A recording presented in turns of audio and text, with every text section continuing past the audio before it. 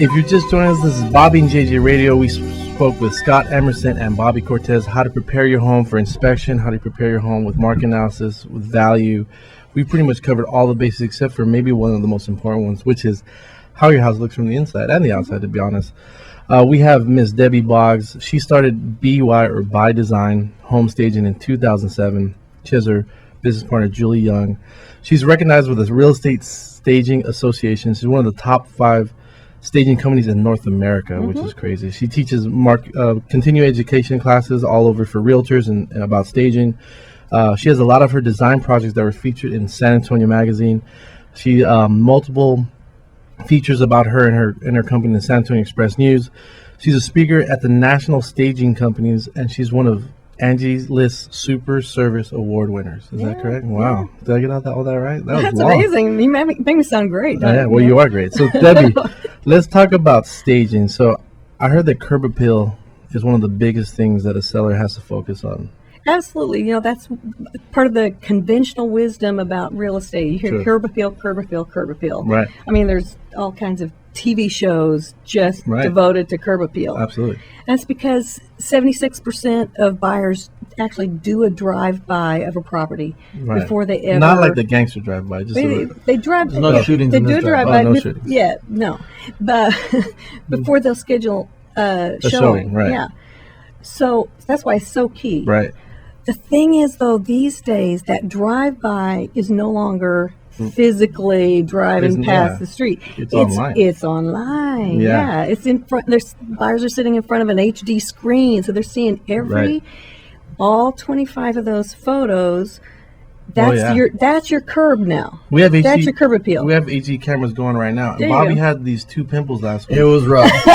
It may be the we lowest. Saw it all. They might be the lowest amount of YouTube hits we'll ever get now. Yeah. Yeah. I almost wish that they weren't even there. Adult acne is not a joke. It's no joke.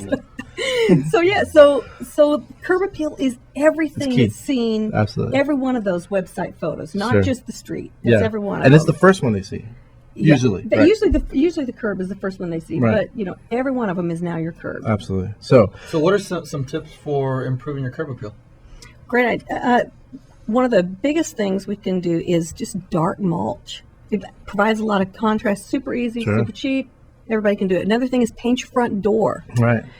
2 best colors for a front door. Black. You got it. How'd you know? Because all mine are black. Oh, okay, there you go. Glossy black. Yeah. Black's a receding color.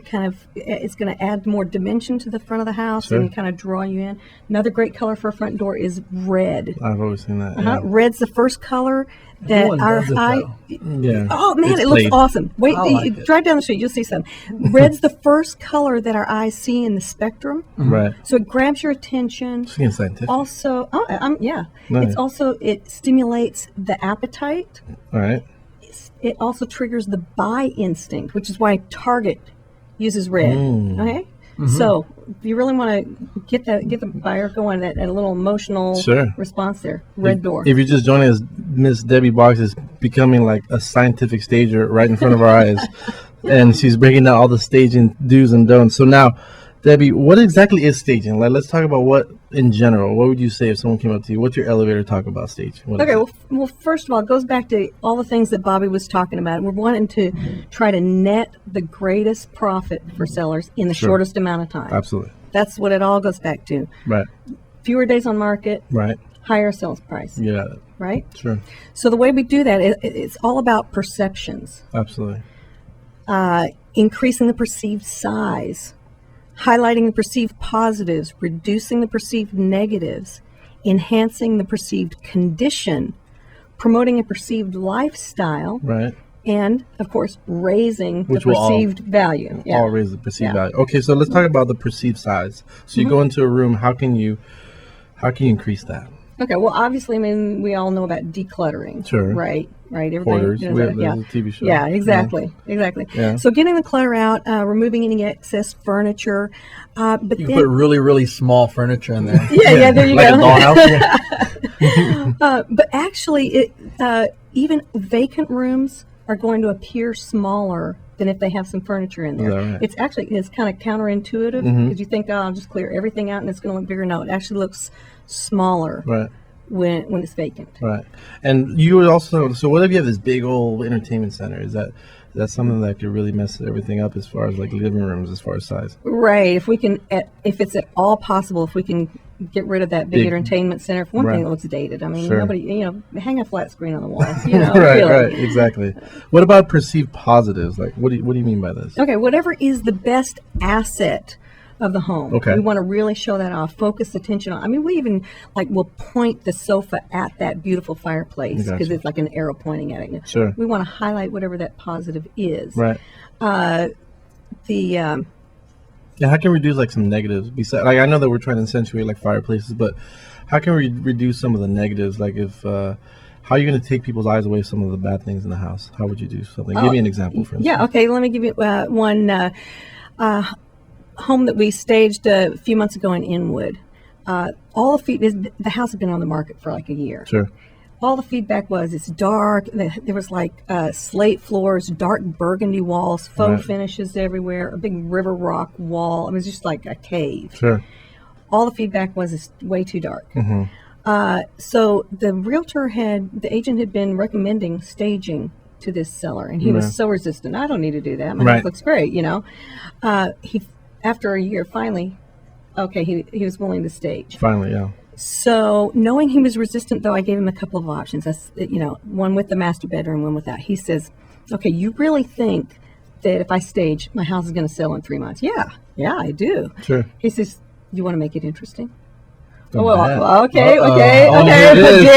we going? Okay, so what do you have in mind? He says, okay, I'm not going to pay for staging the master bedroom. But if the house sells, if you want to go ahead and do it, great. If the house sells in 3 months, I'll pay you for staging the master bedroom. I said, you're on. Got it. I don't know why I didn't do a double or nothing. Should I'm stupid. Yeah. Okay. I totally would have. Okay, so we staged the house to counteract the dark, the heavy and masculine feel. We brought in white sofa, white rug, flowers, softness. We leaned a big floor mirror to reflect some of the more light in the room. Right. Paint all the faux. So we did all that.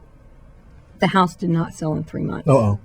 1 month. It did not sell in 3 weeks. 3 days. 3 days. 3 days. You set me up. So you said enhance perceived condition. What does that mean, and how do you do that? Yeah. Okay. So my granddaughter comes to me and says, "Hey, Mimi, she's asking for something, please, with sugar on top." And then she thinks about it for a minute and she says, "My daddy says that sometimes.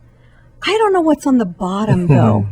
Well, there's sugar on top. Yeah. It's sugar everywhere. Yeah. She thinks about it for another minute. She says, "I think ice cream." Yeah. Yeah. So that's how we think, right? Sure. Sugar on top, sugar on the bottom. Right. Whatever we see on the surface colors our perception of what's underneath. So if you have a really good looking lighting fixture, then Right, you have to right, assume the electrical's good. Because why would you throw that beautiful chandelier up If you got an there? updated chandelier, Sure. if you got I get it. updated rocker plates, Yeah. switch plates on the wall, the wiring's updated. May or Sure. may not be, but that's the perception. So old light fixture, bad wiring. Right, exactly. That's how I If you see it. see the AC vents are all covered with gunk and ACs are- Mold.